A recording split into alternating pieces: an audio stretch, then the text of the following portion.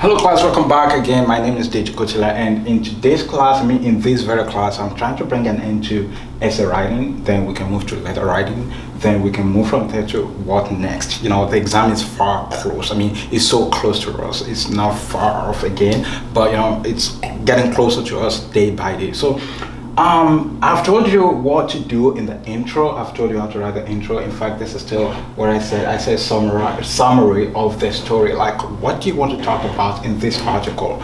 See, for me, okay, let me go to another time. Let me go to this prediction before we go further. So what I predict is that in this coming exam, except Waec is giving you a dead question, an old question, or they said the questions before and they're not ready to, update it or change it. And that's why they're gonna give you a question different from this. You're not gonna find this question I'm about to predict in your coming exam, which is there will definitely be a question on essay writing on coronavirus. Yes, in the essay writing section, they're gonna tell you either write a letter to your friend or to the chairman of your community or to the medical department or to the commissioner of health about coronavirus, probably how it has affected businesses or affected the society or whatever. So you're gonna have something like that. But if you're gonna have something like that, what do you need to do? There are some other ways of capturing people's attention that I want to tell you today. So we've talked about date, we've talked about number, we've talked about place, we've talked about our name. These things are very, very powerful. The next one I'm about to talk about that I want to mention, that would also help you. And don't forget, when you're doing the intro, you summarize the story. You want to give us the tip of the iceberg of this story. You want to capture us and you want us to fall in love with the story you're about to tell us, even if it wouldn't make sense. But please try to let it make sense, because if it doesn't make sense, you just get our attention, you make us hype, and towards the end it's just like, wow, damn it, why did you finish that story like that? You should have done it this way. That's still even cool, but if you're just arousing our attention, our mind, our thought, our interest, you're arousing them, and it got to a stage you couldn't even bring them together. The actions you've brought up, in literature we call something tragedy. So the tragedy is when it's at the peak of a point, when something serious is happening, like something bad. And it got to a stage, instead of you to bring in the comic to just relax a nerve, and you just bring something very dumb. I'm like, wow, what a stupid story. Like, you piss him off. You don't want to do that. You want to make a kind of a roller coaster, high, low, it will be like, wow, it will be engaging. So that's a story. That's something not really, you don't have to bother yourself on. So we've now talked about the intro. So let's go to other things that I told you would capture the attention that you would, that would be interesting if you can put them to start. Mind you, when I say to start, it doesn't mean just the intro. You can put it at the beginning, the very first statement of the next paragraph, which is the body. Like, the body could be 2 different paragraphs and the conclusion. Yes, so making 4. Intro, first part 1 of the body, part 2 of the body, and the conclusion. So another thing you could do is question. For example, if you're told to write something about coronavirus, why didn't you start with this? Who knew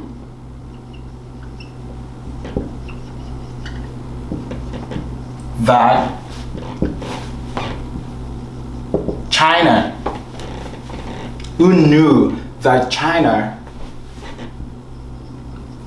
would turn the world upside down in 2020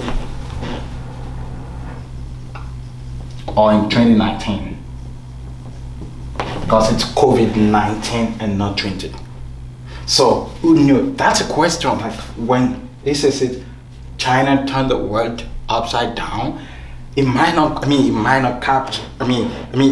to the mind of to the mentality, to the brain of the marker when he or she, when they first see this, like, who knew China is gonna would turn the world upside down in, pardon me, in 2020 or in 2019?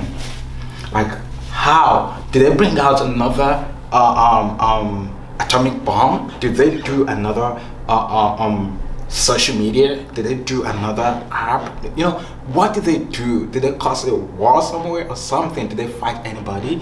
All those things will be coming to the mind and be like, oh, okay. Then when you begin to talk about it, it will be like, oh, okay, it's talking about coronavirus. Your brain, your knowledge, your ability to bring out a question in that format will be so great. Will capture him. I will be like, okay, you started well. And don't forget, when you're writing small letter, you underline. But when you're writing capital letter, you don't underline.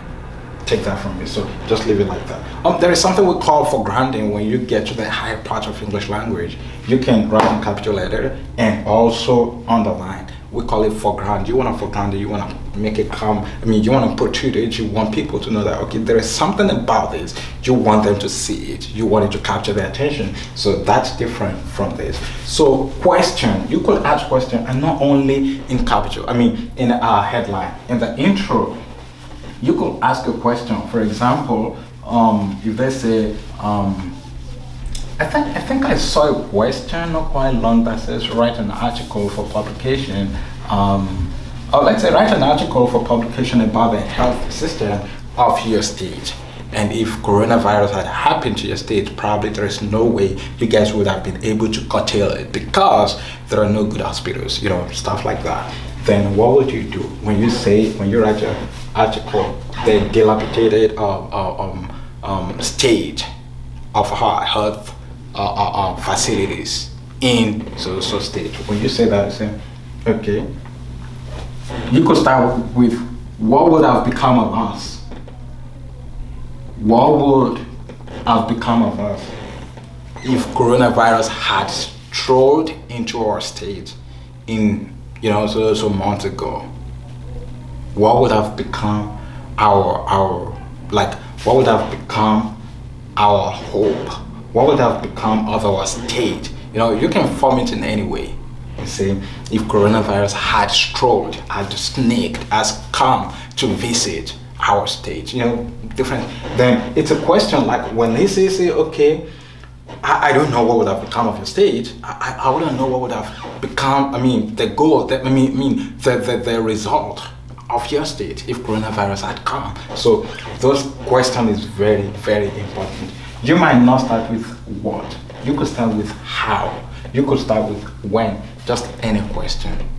You could also start with a rhetorical question. You could start with a yes or no answer question. So a question that requires a yes or no. Come with any format of question. You could start with a question that does not require an answer. Rhetorical question, that's it. So question, after question, we talk about marks. This is a little bit kind of funny, but there are specific marks that are very important, like quotation mark. Hey, when you quote something out, like this is one of the powers of foregrounding. Like when you quote something, you're trying to bring attention to that thing you're quoting. So when you quote something, you want people to see that thing. You want people to see that word. What is it about it? So quotation mark, that's very powerful. Then another another mark that I think is kind of okay that you can use is exclamation mark, because you're exclaiming, you're saying something about, when you just start with exclamation mark. Imagine you want to watch a movie, you sit down after the song, after the names displayed, and the first thing you see was a slap. And the wife slaps the husband. We're like, eh? How would a woman slap a man like that? We get the attention, right? Then we start from there. And you were like, okay, I want to know what would happen to that lady. I want to know what that guy's going to do. I want to know, then you sit down there until the end of the story. That's what we want you to do. That's exclamation mark.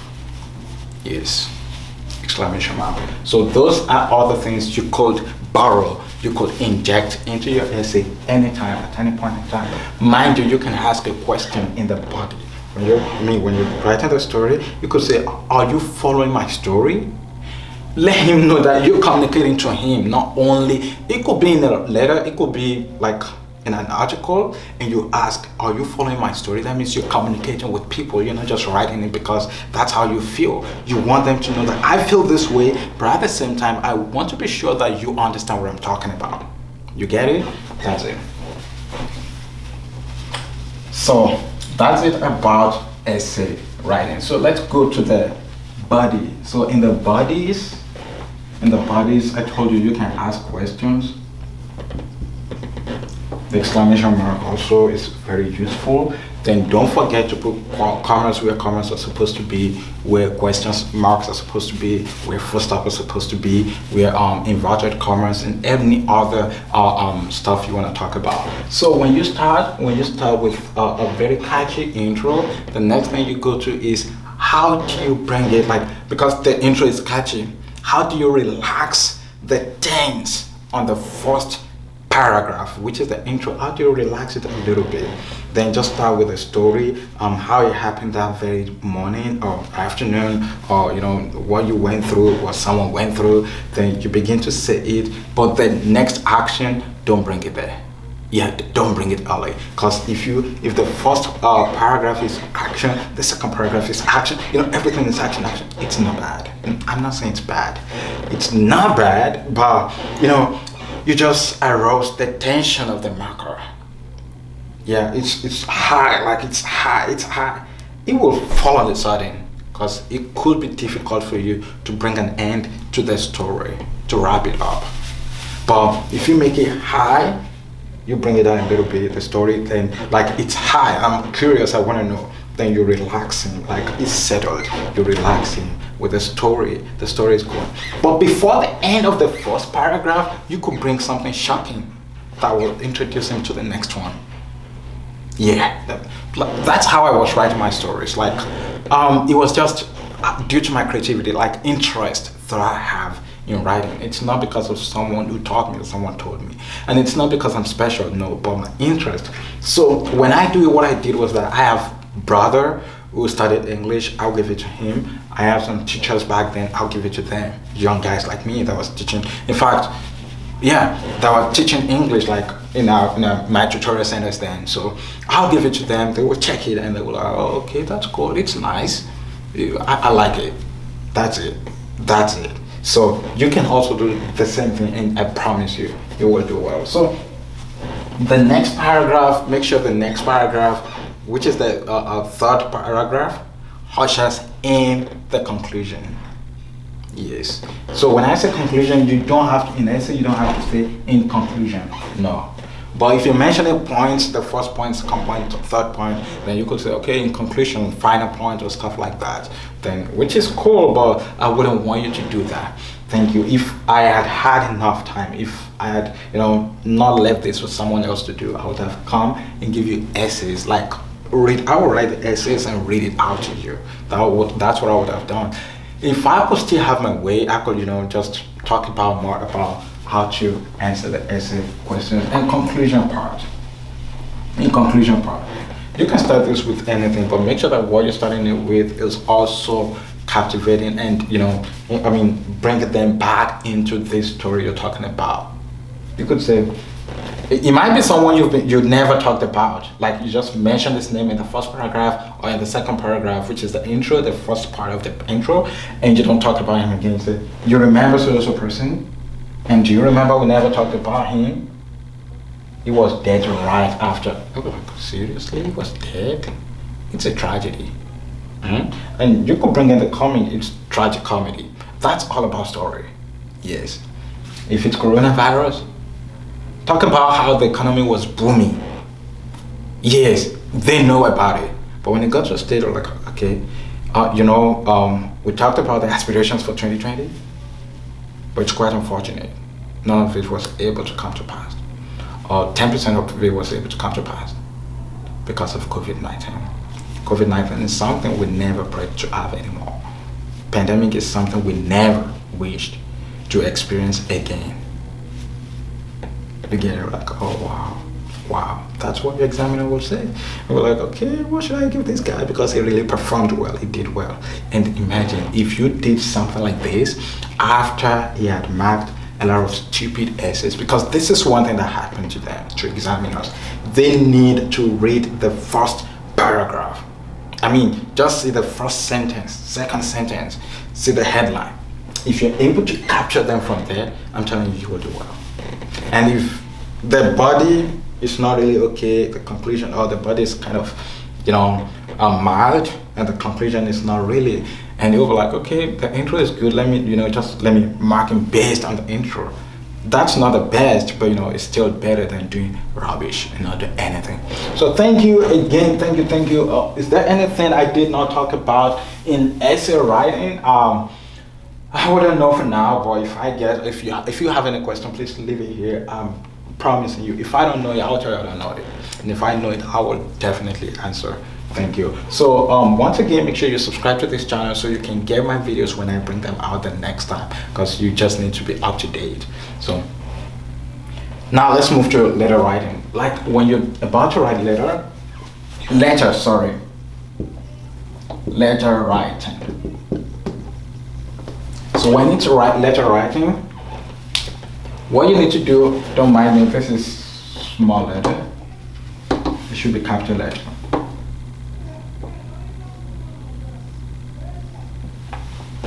So when it comes to letter writing, so this is what you want to do in letter writing. See, I said I don't like writing letter, yes, because it's hard for me to generate enough points. I mean, not really enough points, yes, enough points, but that's not the main reason. But the main reason is that I don't feel it, because I'm not able to prove that, hey, this bad boy is here. I want people to know that this bad boy is here, especially when I'm writing.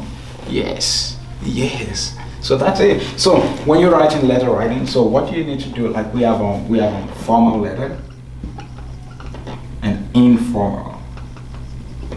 You should by now know that formal letter is a letter you write to an official person or for official purpose, either an official person or for official purpose. Your dad is not official, but if your dad is also, holding an official position, you should write an official letter to him.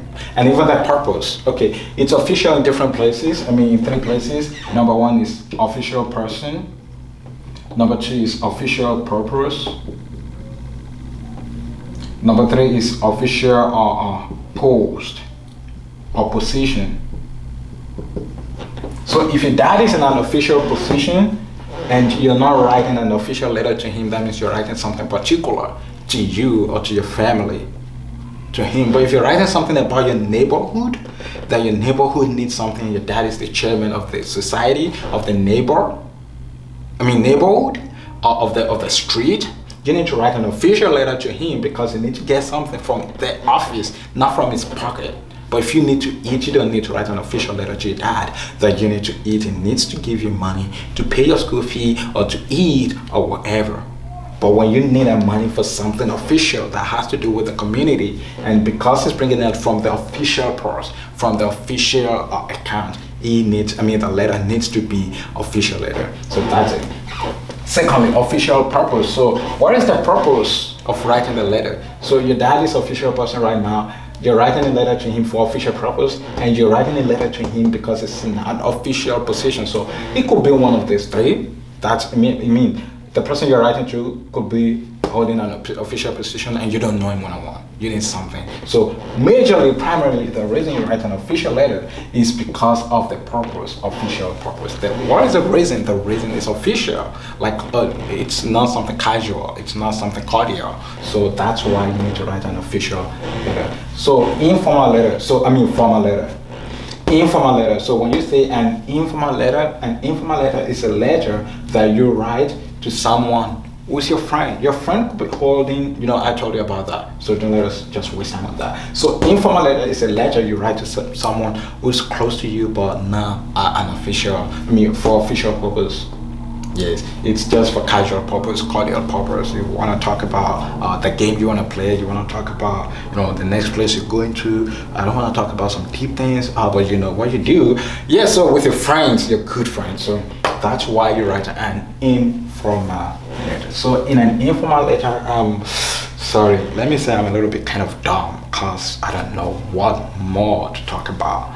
Because the stories might not be, you don't want an examiner, the interesting and fascinating stories that you want to tell your friends. You don't want the examiner to know. You don't want anybody to know. Yes, you don't. So that's why you keep your phones. That's why you have a password on your phone. Your Instagram, your Facebook. Why do you have a password? Why do you keep it from people? You don't want people to know what you're doing. That's it. So, informal letter, not really, but formal letter. See, formal letter could go in the same way with an article, because here also you want to tell a story or you want to create something tangible. So when you told, it's just like writing an article for publication. Just they're similar. They're similar. Take it from me. So when you're writing a letter to someone in an official position for official purpose, you want the health facilities in your organization or in your environment to be well, stepped up. You want them to work on it to look good and also to be available for people to use. If you're doing something like that, you're writing an official letter, and you could print a story, something, because you could be told to write the same letter to the director of a publication, to editor of a publication, and even apart from that, you could be told to write an article that has to do with that same title in a publication. So it's similar. It's very similar to writing an article. So both are, almost on the same page. But why I love articles is I'm a story person. I'm a storyteller. I love stories. Yeah, and I love to write something long. Yeah, I love, I got to know not quite long that, I'm like, I don't want to write articles, I don't want to write copies, I don't want to write marketing copies that would be long for people to read. And I discovered that just a post on social media is like almost 500 words. I'm like, seriously? And the long one starts from 1,000 to 1,500. So what do I need? And I just try to, stop it. I don't want it to be long. I wrote 500. What if I want it to be long? So that's it. That's how it works. So what am I trying to bring out? So the same story you have in articles, you could bring it here and make it work. But please make sure you structure it very well. But the important things about this are, number one, addresses. So who are you writing the letter to? Address 1, that's your own address. The person you're writing to, this is your address. Receiver's address, or addressee, like they would call it sometimes, addressee. So when you're done with those addresses, the next thing is the title. In small letter, you underline. In capital letter, you don't underline. Then the next thing is salutation. Wait, does salutation come before? I think salutation comes before. No, headline comes before salutation. So after that, then you go